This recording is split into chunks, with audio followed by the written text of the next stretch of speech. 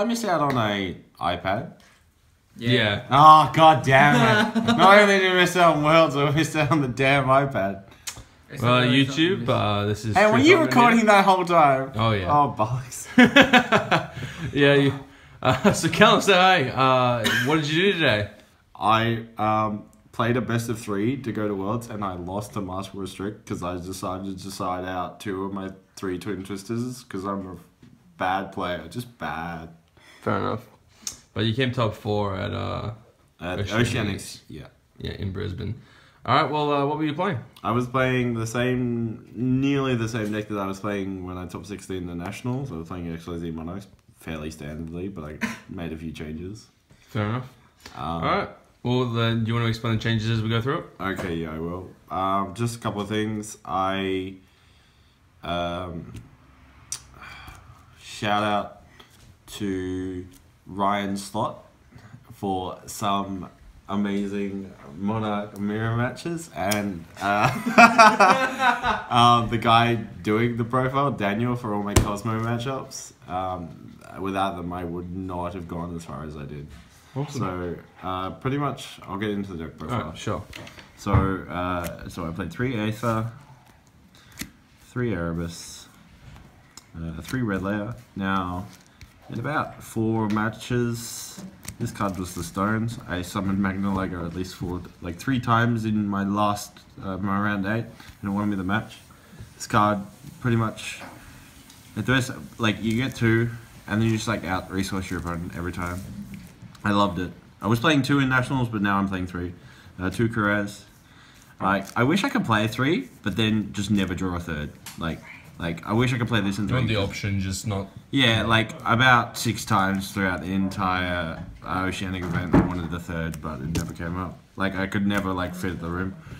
2 of each of the Squires. Yep, of course. Good number. But I side them out versus, whenever I verse Demise Cosmo.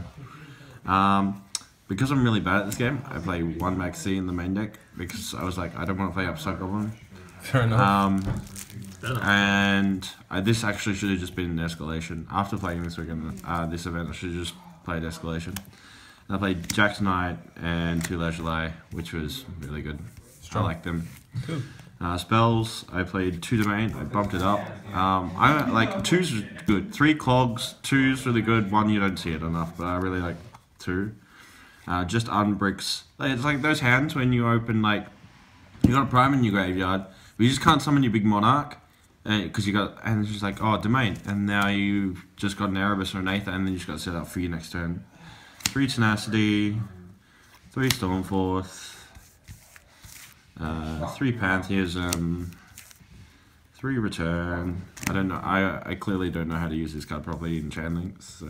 Yeah, what, you got a procedural minor for trying to using it? Yeah, I just, I'm this has to be the last chain link, can't just change the Stormfall. Yeah. See, that's how good I am with. And then I played 3 Billion Fusion, the best card in the deck. Every time I drew this card and resolved it, I won. Yeah, fair enough. And 3 Prime. Best, trap card. Best trap card in the game, I think. Yeah. And I played 1 Frost Blast because I didn't want to main Twin Twister and I wanted to search out. I didn't want to main Twin Twister because it just came up bricks a lot, but I didn't want to auto lose game 1 to Demise, so I played this card instead of the Twin Twisters. Fair enough. Anything I would change about that, I just cut the maxi for the escalation. It was just, I just need a 40th card and I didn't want to play Upstart Goblin. Yeah, fair enough. Side deck, it was a bit changed. I play 2 Veiler and I put the maxis on the side. And 3 Flying Seat. I think I explained this last time. Flying Speed is better than Ghost Reaper because if you draw it turn 4, it's still useful. Yep. And then I've side decked the 3 Twin Twisters, which I should have just kept in game 3, and I would have just gone to Worlds. And 2 Muscle Restrict 3. I don't want to see it. I don't want to brick my hands. I want to see it, but not brick. And the MVP of the side deck, 3 Cyber Dragon. MVP. This card won me. Okay, so I played 6 Cosmos throughout the whole weekend, Nationals and everything. I was playing 2 in Nationals and I bumped it up to the 3rd. Every time I drew this card, I won. Just because they just have to ship up and just oh, I summon this, and then they'd have to out it. and then I'm like, okay, now I win. And I didn't want to waste my normal summon on core or any of the other ones. Yeah. And then the this rank one works really 5 well, yeah. with Prime and Meg Pallades was just huge. But this card, okay, so it outs Planet, is not susceptible. It outs Infinity, not susceptible to the effect. And it's versatile in Monarchs to use the effect. Like this card was the stones against Cosmo every time. I would definitely always play Cyber Dragon, just the normal one against Cosmo, because it was fantastic. Yeah, your deck can get away with it. Not having to worry about it. I think XYZ Monarchs are clearly the best deck. To Zolkin or anything, any variant you want to play it, XYZ Monarchs are the best deck. They only lose to themselves. Like in every match that I lost, Well, you got confirmation that the person that beat you playing extra deck Monarchs actually won the Oceanics. So every single match that I lost, it was either I bricked twice or I bricked once, and then my opponent had better hand, far superior. But if you don't brick, you win. Like straight up. Like you do not brick, this deck just wins. Like you can't lose. So I didn't. Any game that I didn't brick, I won. And so that's why I think this deck is the best deck. Even though you do brick. And then extra deck, I played Hope Harbinger. I summoned it once the whole tournament, won me the match. Gaia Charger, Utopic Future. I wanted to play rank 6, and this non-targeting effect. That's Utopic Beyond, by the way. Oh, what did I say? Future. Future. You're talking about F-Zero. Yeah, this is what happens when you play Yu-Gi-Oh for 3 days straight. You start not being able to read. I understand it, yeah. Yeah, Pallades, which I played 2. This card in 2 was fantastic. I wanted to summon it multiple times. This card's the best card. Tiris, it was pretty good. Adrius summoned it once. Zenmire never summoned it, but you need it. Magna Liger. This thing is the best card I've ever played.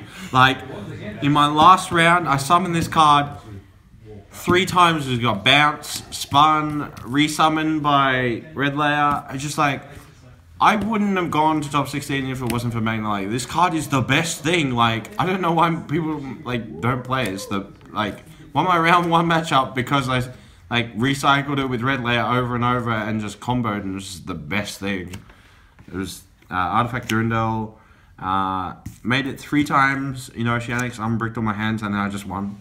Shark Fortress. It was just like, I put this on board. I didn't even actually OTK anyone with this. I just put this on board with a Monarch into an open field, and it's like, yeah, scoop. I just didn't even need to do anything. Volcasaurus, second best rank 5. 2 Seraphonite.